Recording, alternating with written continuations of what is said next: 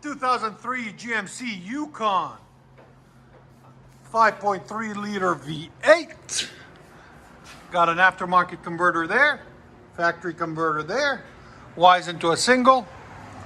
He didn't want duals, so we did single. FLOWMASTER Super 10. I want the link in the description if you want to purchase it. Into a 4-inch roll tip.